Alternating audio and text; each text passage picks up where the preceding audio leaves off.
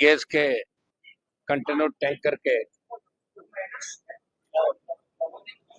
फटने से जो बड़ा हादसा हुआ, दिल दहलाने वाला था। उसमें हम लोग दिल्ली थे, लोकसभा चल रही थी और पूरे देश से इस पर दुख व्यक्त किया।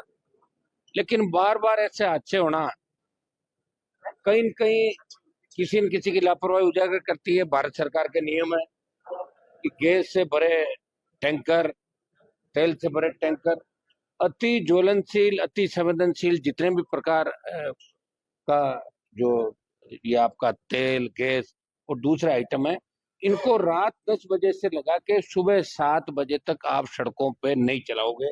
ये नियम है भारत सरकार का। और पहले भी कई बार मैं धन्यवाद दूंगा मीडिया का कि आप लोगों ने नियम बताए, वापिस छापे आपने, ये नियम होते हैं, एक्सपर्ट व्यू आपने छापे। लेकिन सरकार इसके अंदर जो असली दोषी है, एनएचआई के साथ साथ वो पुलिस जिसने कट खोला, वो परिवहन विभाग जिनकी जिम्मेदारी थी, और वो लोग जिस तरह भागता हुआ एक व्यक्ति दिखता है कि मेरे से किराया ले लो, मतलब सिस्टम कितना भ्रष्ट है। देखो, वो कह रहा है मेरे से किराया मैं दे दूंगा, मुझे बचा लो। ये इस तरह की तस्वीर छपना इस बात की ओर इंगित करता है कि अपन देश ये 75वां जो मना रहे हैं पर्व आजादी का, मुझे लग रहा है कि ये इस तरह की आजादी अभी होगी। आज भी करोड़ों लोग इस देश के अंदर भूखे सोते हैं। जब कुछ बात होती है, मैं मीडिया का धन्यवाद दूंगा कि आप लोग जब इस मीडिया ट्रायल बन जाता है, मीडिया जब चीज के पीछे पड़ता है, निश्चित रूप से 2, 3, 5 दिन सरकार की नींद खुलती है। इससे पहले भी जो आईओसी के गोदाम के अंदर आग लगी, और उससे पहले ये बूंगरा के अंदर जो गैस त्रासदी हुई, जोधपुर के अंदर 4 दिन की बात चलती है। आज 50 से ज्यादा गोदाम जयपुर शहर के अंदर होंगे, लेकिन 2 दिन में कितने गोदाम पकड़े, ये किसी के पास हिसाब किताब नहीं होगा। मैं मांग करूंगा राजस्थान की सरकार से, इस पूरे मामले की सीबीआई जांच कराए सरकार, किसमें आखिर किनका दोष था जिसकी वजह से दुर्घटना घटी। और इसके अंदर जितने भी लोग हैं, चाहे आईओसी के लोग हो, चाहे दूसरे डिपार्टमेंट के लोग हो, रात को कैसे ये टैंकर चल रहे थे, उन सब पे कार्रवाई हो। मैं तो ये भी कहूंगा कि स्थानीय नेताओं को भी अगर कोई भूमिका दिखती हो, भाई कट खुलवाने में किसी नेता का योगदान है, तो सीबीआई इस मामले की जांच भी करे, ताकि दोबारा ऐसी घटनाओं की पुनरावृत्ति नहीं हो। और दिल दिलाने वाली ऐसी घटनाओं के वीडियो हमारे बच्चे देख रहे, महिलाएं देख रही, किस तरह का हालात है 4 दिन से, ये किसी छुपे नहीं। चूंकि मैं मरीजों से नहीं मिलूंगा, और बड़ा दुर्भाग्यपूर्ण है कि 13 से ज्यादा मौतें हो गई और अभी 23 से ज्यादा लोग गंभीर झुलसे में एसएमएस अस्पताल, जो हमारा बड़ा अस्पताल है, चिकित्सक इलाज अच्छी तरीके से कर मैं देख रहा हूँ। और कोई हम पॉलिटिकल माइलेज लेने या नहीं आए, हमारी इच्छा थी पहले दिन से हम लोग लगे और आप लोग भी लगे हो, इसलिए मैं एक बार अटेंडेंट जो है उनको यहाँ ना बुला के मैं अटेंडेंट से मिलने वार्ड के बाहर तक जाके आऊंगा। और मैं 50 लाख रुपए सांसद कोष से बर्न यूनिट के लिए आइंदा से ऐसी घटनाएं नहीं हो, भगवान करे हो भी जाए तो मेरे एमपी कोटे से 50 लाख रुपए देने की घोषणा करता हूँ एसएमएस अस्पताल को, जो हमारे राजस्थान का सबसे उत्तरी भारत का सबसे बड़ा अस्पताल है। और देखिए, जिम्मेदारी तय कभी होगी नहीं। मैं तो भजन लाल जी की जिम्मेदारी मानता हूँ इसके अंदर। जब से भजन लाल जी आए, ये राजस्थान पता नहीं किस दिशा के अंदर जा रहा है। और एक हादसा नहीं, कितनी बार हादसा हो गया। भजन लाल जी खुद का आप देखिए हादसा, उस दिन अगर वो सुरेंद्र सिंह और वो नहीं आते तो सोचता की गाड़ी इनकी गाड़ी के अंदर पड़ जाती। मुख्यमंत्री के साथ कितनी घटनाएं होगी। तो भजन लाल जी ने शपथ ली, मुझे लग रहा है कौन से योग नक्षत्र थे जिसमें इन्होंने शपथ ली, और इस राजस्थान को ही भुगतना पड़ेगा, कितने टाइम तक भुगतना पड़ेगा इसका मुझे नहीं पता। जो इस राजस्थान के अंदर घटनाएं हो रही है एक से बढ़ के एक, कहीं न कहीं मुखिया की जिम्मेदारी सबसे बड़ी है। और भजन लाल जी दौरे कर रहे हैं, वहां जाके बात कर रहे हैं, लेकिन क्या पैकेज दे दिया आपने। हमने मांग करी कि 1 करोड़ रुपए, अब उसका तो घर परिवार चला गया। जिन व्यक्तियों का छपा भाई परिवार में एक ही कमाने वाला था, 3 थे। और क्या सरकारों को फर्क पड़ता बताइए मुझे। सरकार जितना पैसा टैक्स का लेती है, अगर 2, 5, 10, 20 करोड़ रुपए किसी को दे दे इस हादसे में, तो सरकार को कोई फर्क नहीं पड़ता।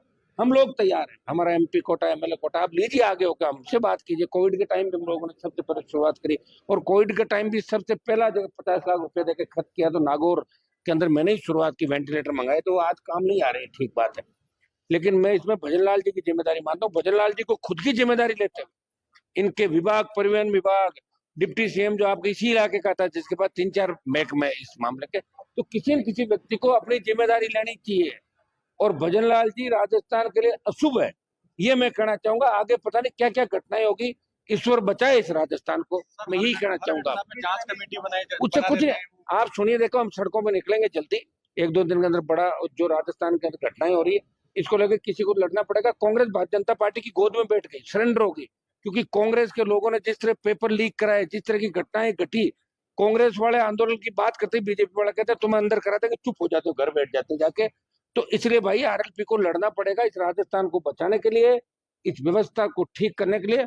और जल्दी हम आपको राजस्थान की सड़कों पर इस राजधानी को घेरते हुए नजर आएंगे। बड़े आंदोलन, पेपर लीक से लेके एसआई भर्ती से लेके तमाम जो मुद्दे, इनको आने वाले समय के अंदर आप हमें लड़ता हुआ देखो। वो तो मिल के गई था, आपने पूछा होगा, मुझे तो नहीं पता।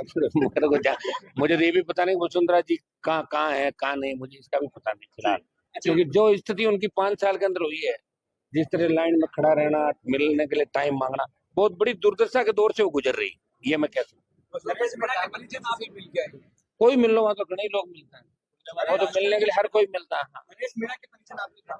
मेरे घर पे कल वो लोग आए, तो मैं प्रयास करूंगा, जिस तरह गांव के अंदर घुस के पुलिस ने जिस तरह बेरहमी से लोगों को मारा पीटा, और खुद गाड़ियां पुलिस ने जलाई, और उस एसडीएम का करेक्टर भी आपको सबको पता है, जो उसके खिलाफ जिस तरह फर्जी डिग्री और सारी लेके आया, तो मेरे वहां रहा वो लड़का, वो ठीक नहीं, फर्जी मतदान करा था। हाँ ठीक है, कानून हाथ में नहीं लेना चाहिए, ये बात ठीक है। और मैंने इसलिए कहा था कि मेरे वहां वो गलत काम करके आया था, वहां पे इलीगल माइनिंग करवाता था खड़ा रहकर। और इसमें हम लोग प्रयास करेंगे, एक बार जेल के अंदर जो बंद लोग हैं समरावता गांव के, उनको हम जमानत मिले बाहर लेके आए, और झूठे मुकदमे जिन पर दर्ज किए वापस लिए, दोषी पुलिस अधिकारी है, तो उन पे भी उनके खिलाफ कार्रवाई होनी चाहिए। मीणा समाज के नेता जो सरकार के अंदर है, वो भी वहां गए थे, मैं उनको भी कहना चाहूंगा कि जब वो सत्ता के अंदर नहीं होते, तब जो सरकारों से मांग करते हैं, और जब सरकार के अंदर बैठे हैं, तो अपने समाज के साथ साथ किसानों की पैरवी भी करे, और जब सरकार में है तो फिर मांग क्या करनी, हाथों हाथ आदेश कराने चाहिए। सरकार कोई मांग थोड़ी करती है, मांग नहीं करे, और मांग करे तो फिर बाहर आ जाए सरकार से, अंदर बैठ के क्या मांग कर रहे हो। 29 को आंदोलन भी है, उसके लिए आज बात करेंगे आंदोलन के अंदर। 29 वाले में मैं तो उनके साथ हूँ पहले दिन से, आपने मेरे बयान देखे होंगे कि मैं नरेश मीणा के परिजनों के साथ हूँ, उनका बेटा उनका भाई कल आए थे, और लोग भी आए थे, नौजवान सारे। तारीख 29 थोड़ी क्या दिसंबर के लास्ट की तारीख है, इसमें एक बार प्रोग्राम देख के हम तय करेंगे कुछ